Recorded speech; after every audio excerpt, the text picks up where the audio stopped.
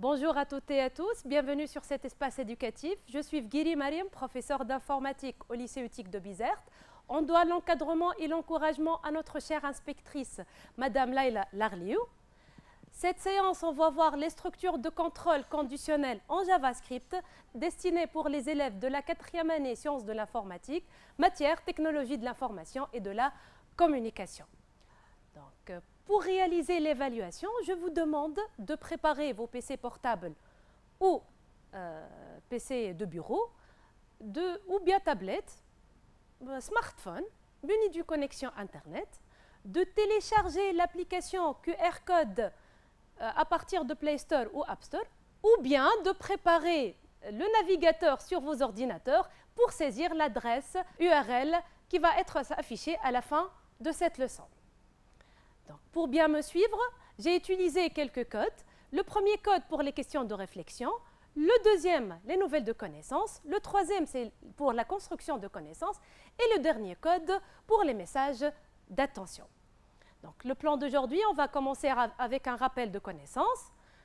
Donc, les structures de contrôle conditionnel en JavaScript, l'objet chaîne caractère string, puis une application, et à la fin, on va terminer avec une évaluation.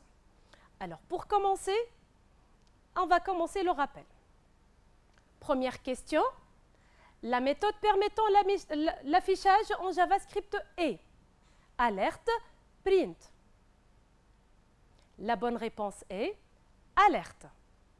Deuxième question, dans une fonction, une variable déclarée avec le mot-clé var est une variable locale, globale, dont la valeur est visible dans tout le code, dont la valeur est visible uniquement dans la fonction.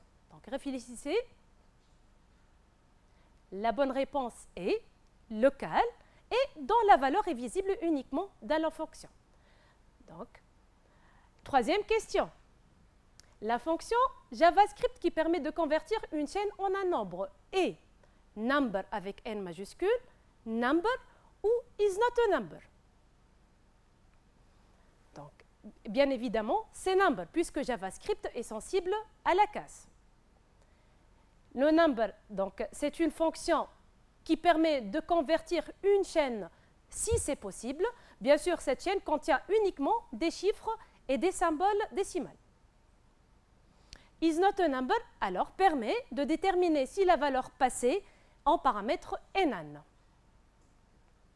Question 4. Pour x est égal à 11, le résultat de l'expression x plus égal est égal à 15, 7 ou 4. Réfléchissez. Donc la bonne réponse est 15, puisque plus égal est un opérateur associatif qui signifie x est égal à x plus 4. Question 5. Pour x est égal à 11, l'expression x supérieur à 15, double et commercial, x modulo 2, double égale 0, est égal à A, true ou false.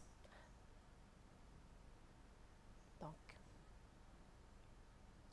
la bonne réponse est false. Le double et commercial, donc c'est un opérateur logique qui signifie et. Donc, commençons maintenant avec notre premier objectif de cette leçon, les structures de contrôle conditionnel.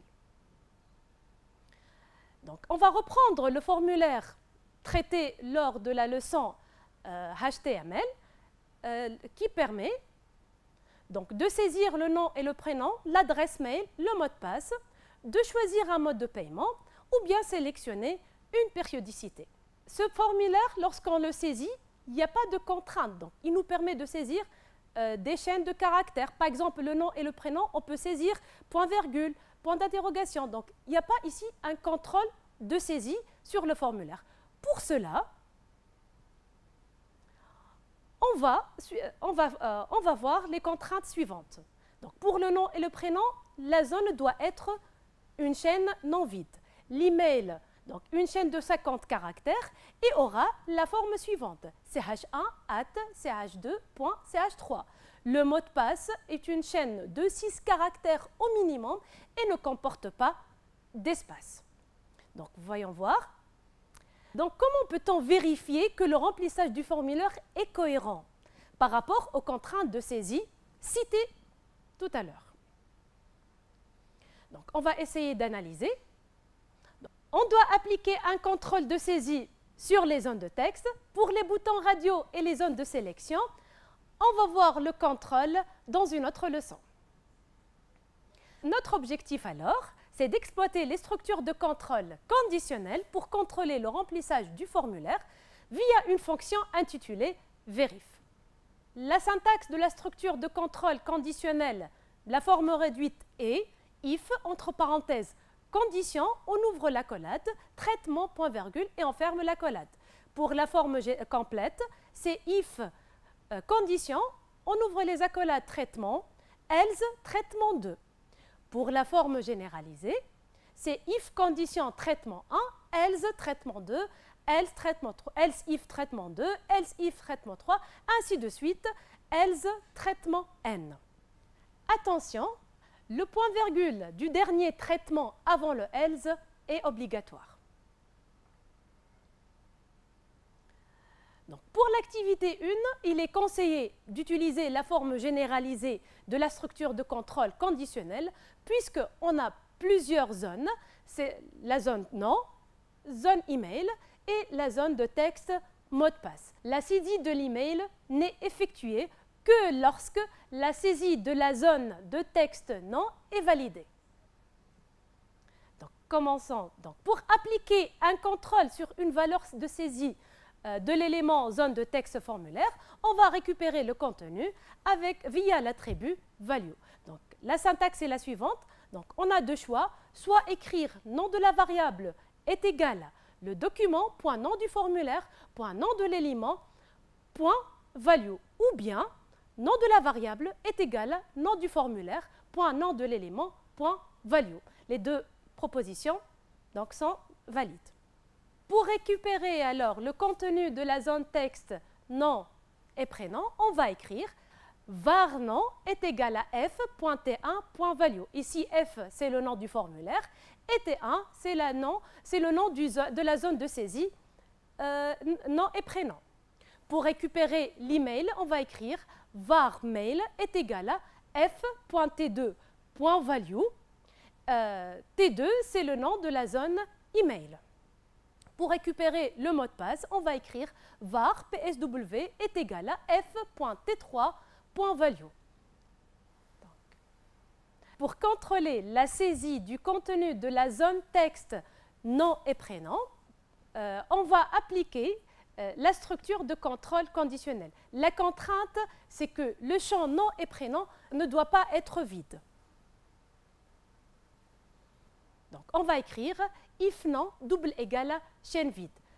Alerte, saisis votre nom et prénom. Ça veut dire quoi? C'est-à-dire, si la zone n'est pas saisie, un message alerte sera affiché à l'écran pour nous inciter à saisir la zone nom et prénom.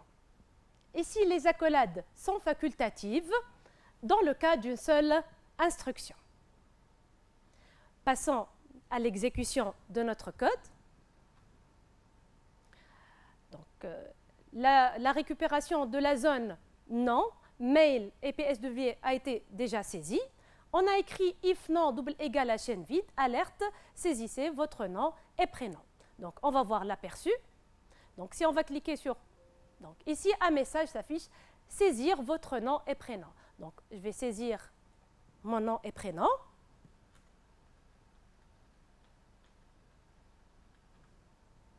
Donc, je clique ici. Aucun message n'a été affiché. Donc, on va passer, on va revenir, on va suivre la vérification de la zone email. Donc, pour contrôler la saisie du contenu de la zone texte email, donc, la contrainte, c'est le champ doit contenir 50 caractères maximum et ayant le format ch1 at ch2.ch3. Donc, comment déterminer la longueur, l'existence et la position d'un caractère dans une chaîne de caractères? Pour cela, on doit utiliser les propriétés et les méthodes des chaînes de caractères, c'est l'objet string. Donc, voyons voir les méthodes. Donc, c'est quoi une chaîne de caractères string? C'est une succession finie de caractères délimités par une paire, soit d'apostrophes ou de guillemets. Donc, la méthode length, donc la syntaxe est la suivante, c'est nom de la chaîne, point length, point virgule.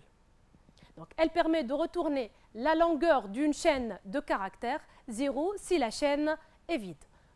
Exemple, si la chaîne ECH est égale à matière espace tic, T est égal à ch.length, on aura comme résultat T est égal à 11. Pour la méthode indexOf, ici indexOf s'écrit avec un O majuscule puisque JavaScript est sensible à la case. Donc la syntaxe est la suivante, c'est nom de la chaîne 2, point indexOf, entre parenthèses, nom de la chaîne 1, virgule P. Ici P est facultative. Le rôle, elle permet de retourner la première occurrence de la chaîne 1 dans la chaîne 2, moins 1 si la chaîne n'existe pas. Et si P, il permet de fixer la position du caractère à partir duquel la recherche est effectuée. Exemple, soit la chaîne CH est égale à matière tic. On va prendre P1 est égal à ch.indexOf SI, ou on peut écrire P1 ch.indexOf SI, 0. Ici, on va commencer par 0. Donc, si on va prendre l'exemple P2 ch.indexOf I9, donc on aura P1 est égal à moins 1 et P2 est égal à 9. P2 est égal à ch.indexOf I9. Ici, 9, c'est la position à partir duquel on va commencer la recherche. Donc, le I dans matière ne va pas être considéré. On va commencer à partir de la position 9. C'est pour ça le I qui se trouve dans tic existe à la position 9. La méthode lastIndexOf. Donc, la syntaxe est la suivante. Nom de la chaîne 2, point lastIndexOf, nom de la chaîne, virgule P. Ici aussi P est facultative. Donc, le rôle de cette méthode est, elle permet de retourner la dernière occurrence de la chaîne 1 dans chaîne 2, moins 1 si la chaîne n'existe pas. Donc, la recherche ici commence de la fin au début. Donc, P permet de fixer la position du caractère à partir duquel la recherche est effectuée. Exemple, soit la chaîne CH est égale à matière tic. P1 ch.lastIndexOf de SI ou P1 ch.lastIndexOf SI de 0. Donc, nous renvoie moins 1 puisque SI n'existe pas dans la chaîne. ch.lastIndexOf de I nous renvoie 9 puisqu'on commence de compter à partir de la fin. Donc, la méthode suivante, c'est substr. La syntaxe est nom de la chaîne, point substr, entre parenthèses, p, n, point virgule. Le rôle, elle permet d'extraire de la chaîne, non chaîne, une sous-chaîne contenant n caractères à partir de la position P. Exemple, soit la chaîne CH matière tic, CH1 est égal à ch.substr de 0,3, on aura CH mat. Donc ici, on commence par 0. Et on va calculer 3 caractères. Donc on aura MAT. La méthode charAt avec un A majuscule. Donc la syntaxe est nom de la chaîne, point charAt de X, point virgule. Elle permet de retourner le caractère dont la position est égale à X. Ici, X doit être compris entre 0 et nom de la chaîne, point length, moins 1. Exemple, soit la chaîne CH est égale à matière tic, C1 est égal à ch.char de 1, on aura C1 est égal à petit a. C'est-à-dire, à partir de M, on va compter 0, 1. Pour ces deux, ch.char de 11, donc c'est une chaîne vide, puisque la taille de la chaîne est 10. Donc la méthode suivante, c'est to uppercase, avec un U majuscule et un C majuscule, et 2 P. Donc la syntaxe est la suivante, c'est nom de la chaîne, point to uppercase. Elle permet de retourner la chaîne nom de la chaîne en majuscule. Exemple, donc soit la chaîne CH matière tic avec un M majuscule et T majuscule. Si on applique to uppercase tout CH, on aura matière tic en majuscule. Donc, la méthode to lowercase avec L majuscule et C majuscule. Donc, la syntaxe, nom de la chaîne, point to lowercase. Donc, elle permet de convertir la chaîne nom de la chaîne en minuscule. Exemple, donc pour la chaîne matière tic, ch.toLowercase, on aura une chaîne en minuscule. Donc, revenons à notre activité. On va continuer avec la contrainte sur l'email, c'est-à-dire la chaîne doit être composée de 50 caractères au maximum et respecter le format suivant, c'est-à-dire ch1 at ch2.ch3. Donc, on va écrire else, puisque, comme on a dit tout à l'heure, cette contrainte n'est vérifiée que si la contrainte précédente est validée. Alors, on commence, on va écrire if. Tout d'abord, on va vérifier la taille de la chaîne. On va écrire, donc c'est mail.length supérieur à 50, c'est-à-dire si la chaîne dépasse 50 caractères, on aura un message alerte. La contrainte d'après, on veut déterminer que le at est dans la position 2 et le point est au moins dans la position 3. Donc, alors, on va écrire ou, donc c'est double barre, c'est le ou logique, mail.indexOf de at inférieur à 1, c'est-à-dire c'est la position 1. Ou mail.indexOf de point inférieur à 3. Donc ici, c'est la position du 3 qui doit être au minimum dans le troisième caractère de la chaîne. Maintenant, on veut que la position de at doit être avant la position de point. On va écrire alors, c'est mail.indexOf de point inférieur à mail.indexOf de at. Et on veut que le caractère point ne doit pas être le dernier caractère de la chaîne. Pour cela, on va écrire, on va utiliser la méthode lastIndexOf et on va écrire mail.indexOf de point différent de mail.lastIndexOf du caractère point. Bien sûr, il doit être entre deux guillemets. Tous les caractères doivent être entre deux guillemets. On va passer, donc, on va écrire le message alerte. L'email doit être de la forme ch1 at ch2.ch3. On passe à l'exécution. On va écrire else if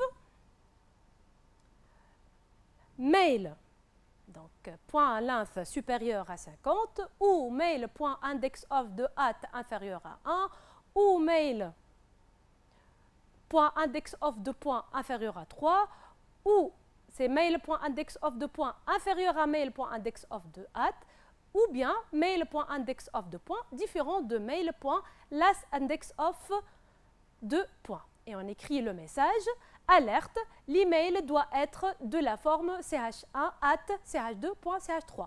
Et si dans l'alerte on a utilisé l'apostrophe, donc on doit utiliser les guillemets au lieu de l'apostrophe. Donc on passe maintenant à l'aperçu. On va saisir le mail et le champ nom et prénom est vide. On va voir qu'est-ce qu'il va nous demander. Donc, je vais écrire ABC, exemple, @cde.com. On va cliquer. Ici, il nous demande, comme vous voyez, nous demande de saisir votre nom et prénom. Donc, on va écrire maintenant le nom et le prénom. Et on va saisir l'email. On va maintenant, exemple, on va écrire @ au début. Et puis, on va écrire abc.cde. On n'a pas écrit. Donc, ici, il nous demande de saisir l'email, puisqu'on a fait une faute. Donc, on va voir. Donc, on va répéter donc, la saisie de la zone texte. Et puis, on va écrire maintenant un email valide. C'est ABC, exemple, abc.com.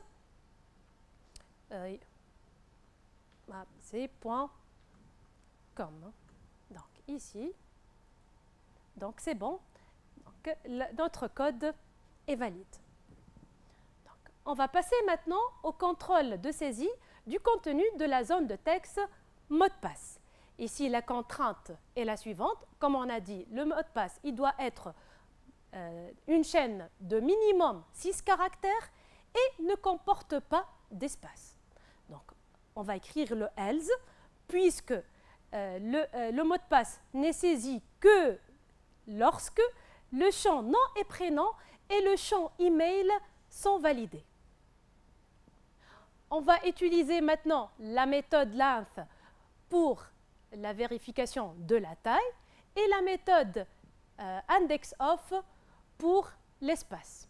Donc, on va écrire psw.length inférieur à 6 ou psw.indexOf de l'espace différent de -1. C'est-à-dire, si la chaîne contient de espace, un message sera affiché. Donc, on va écrire alerte, saisir le mot de passe. Donc, de même, on peut revenir au champ nom, donc qui ne doit pas être vide. Au lieu d'utiliser nom est égal à chaîne vide, on peut utiliser la méthode length. On passe donc à l'exécution. Donc, comme vous voyez, on a commencé par function verif. On a récupéré les 3 zones du formulaire, la zone nom, l'email et le mot de passe. Puis, on a écrit le code.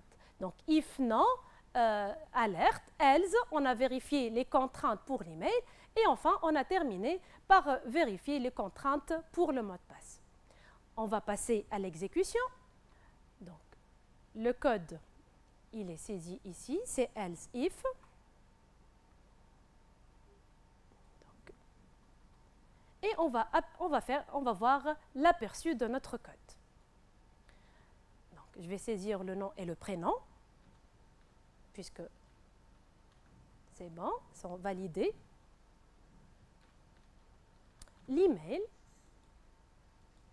c'est ABC, l'email, point. Le mot de passe. Maintenant, on a dit le mot de passe ne doit pas contenir d'espace. Je vais essayer de taper des espaces. Par exemple, ça, c'est le premier espace. Et puis, je vais saisir 1, 2, 3, 4, 5, 6. Et je vais voir. Donc, ici, l'email doit contenir la forme. Donc, ici, j'ai fait une faute dans l'email. Donc, je vais ressaisir le formulaire. Comme vous voyez, donc, on peut passer à une zone que si la zone d'avant est validée.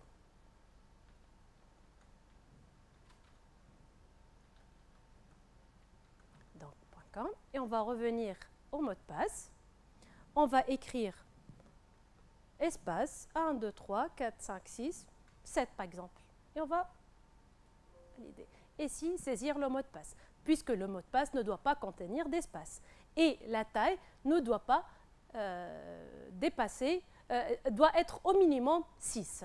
À retenir, la syntaxe générale d'une structure de contrôle conditionnel est if condition, on ouvre les accolades, else, on ferme les accolades. pour contrôler le contenu d'une zone texte d'un formulaire, on utilise donc la syntaxe nom de la variable, c'est document point le nom du formulaire point nom de l'élément point value. La propriété length permet de retourner la longueur d'une chaîne.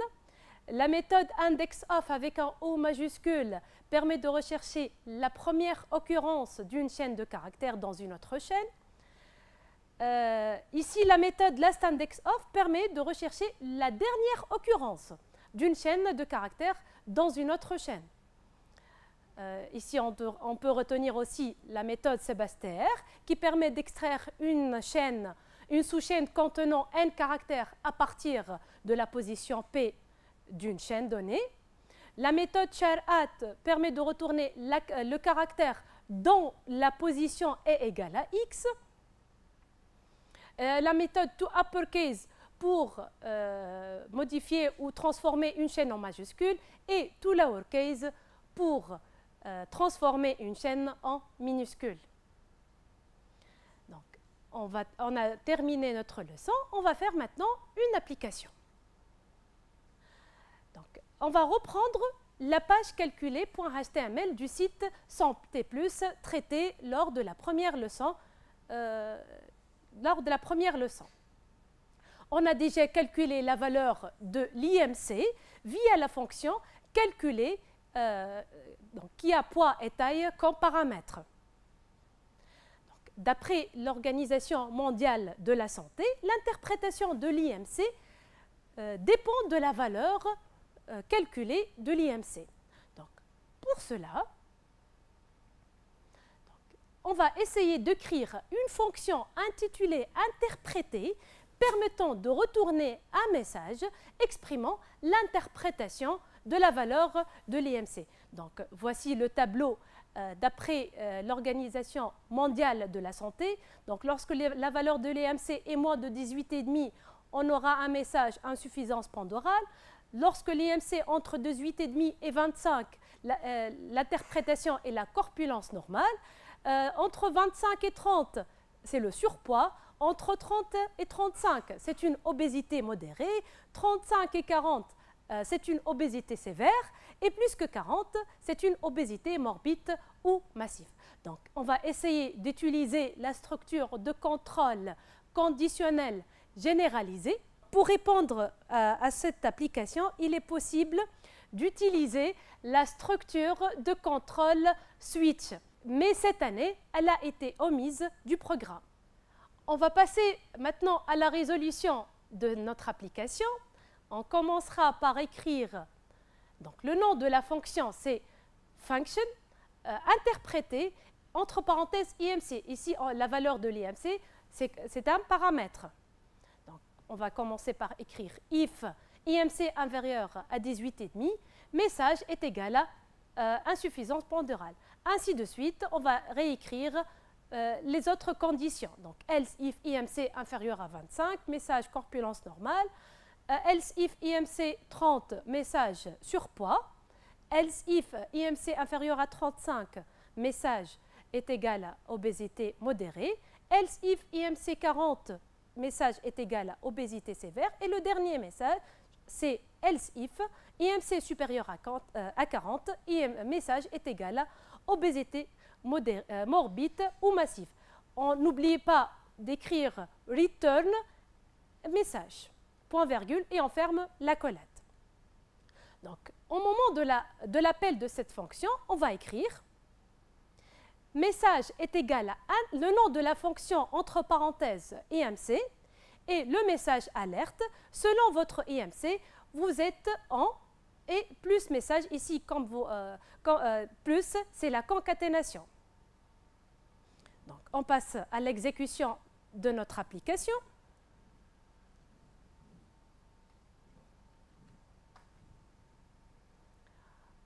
Je vais lancer la page calculer.html traitée lors de la leçon 1.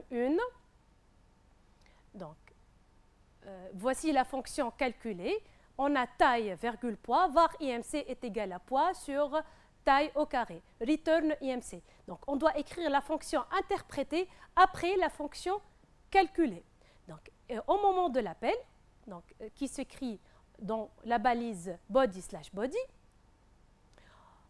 on va écrire script. Donc, ici, c'est le passage de la variable t number prompt, saisir votre taille en mètres. On rappelle ici, prompt, c'est pour saisir une valeur dans une boîte de dialogue. Et pour la variable p, number prompt, saisir votre poids en kilogrammes. Alerte, votre IMC. Et ici, on a appelé la fonction calculée. Donc, ce qu'on a déjà vu dans la leçon précédente.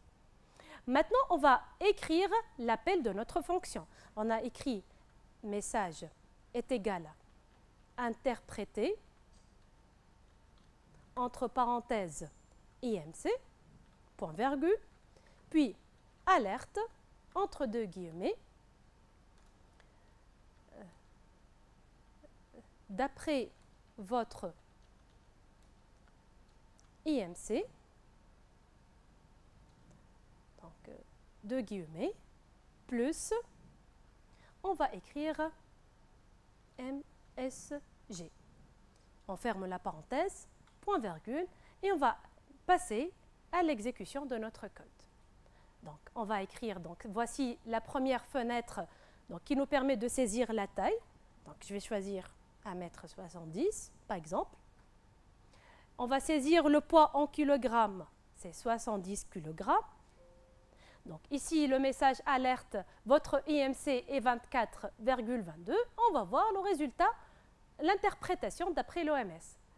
Ici, on a une erreur. Donc, c'est dans la ligne A, MC, et il nous dit, donc l'erreur, le type d'erreur, c'est MC et indéfini. Revenons à notre code pour voir le type d'erreur. Alors, donc, on va passer donc, IMC ici. Donc, vous remarquez, la fonction interprète IMC, elle est juste. On va voir la fonction calculée.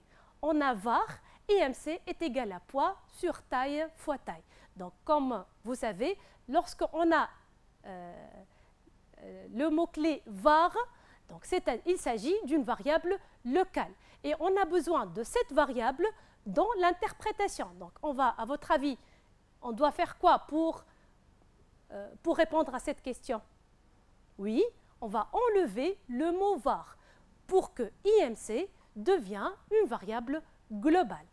On va essayer maintenant. Alors, on va ressaisir un 70 pour la taille, 70 kg pour le poids. Votre IMC est 24,22 et on a le message d'après votre IMC. Donc, vous êtes en corpulence normale. Donc, notre réponse est juste. N'oubliez pas alors, donc, lorsque on veut utiliser une variable dans une autre fonction, elle ne doit pas être locale.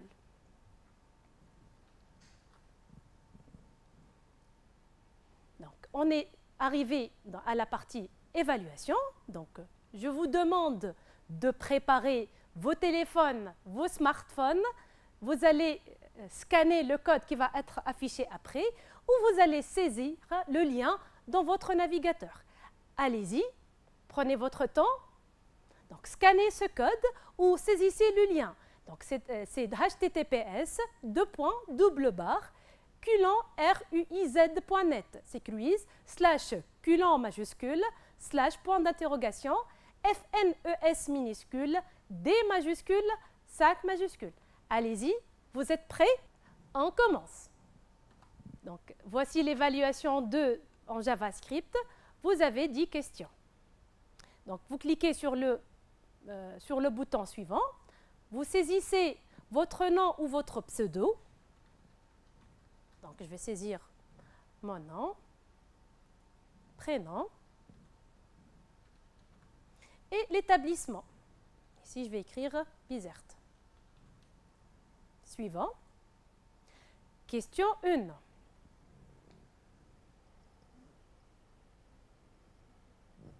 Donc, l'instruction permettant de vérifier si la valeur de la variable C est égale ou non à la chaîne X, Y, Z et if C double égal x, y, then alerte identique, else alerte différente. If C est égal à x, y, z, then alerte identique, else alerte différent. La dernière proposition, if C double égal x, y, z, alerte identique, else alerte différent. Prenez votre temps. On passe à la question suivante. Question 2. L'instruction permettant d'afficher le message pair si la valeur de A est divisible par 2 et impair dans le cas contraire. Et la première proposition, if A modulo 2 est égal à 0, alerte pair, else, alerte impair. If A modulo 2 double égal à 0, alerte pair, else, alerte impair. If A modulo 2, alerte pair, else, alerte impair. Réfléchissez. Donc, vérifiez bien la syntaxe. On passe à la question 3. Donc, la fonction test A suivante permet d'afficher le message. Donc, la fonction test A, if A inférieur à 0, ou A supérieur ou égal à 15, alerte non valide, else, alerte valide. Les propositions sont valide si la valeur de A est supérieure à 0 et inférieure à 15, non valide dans le cas contraire. Deuxième proposition, valide si la valeur de A est supérieure à 0 ou inférieure à 15, non valide dans le cas contraire. Troisième proposition, valide si la valeur de A est strictement supérieure à 0 et strictement inférieure à 15, non valide dans le cas contraire. Donc, réfléchissez. Donc, voici la fonction test. On passe. Question 4. ch.char.a de x permet de retourner, première proposition, la position du caractère x. 2. Le caractère dont la position est égale à x. 3. La longueur de la chaîne de caractères ch. Allez-y. On passe. Question 5. Quand la méthode str.indexOf de b,3 retourne -1, cela veut dire que la chaîne str ne contient aucune lettre b, ne contient aucune lettre b à partir de son troisième caractère, ne contient aucune lettre b à partir de son quatrième caractère. Réfléchissez bien. Ici, il s'agit de la méthode indexOf. Et on commence de compter à partir de. Rappelez-vous. Suivant.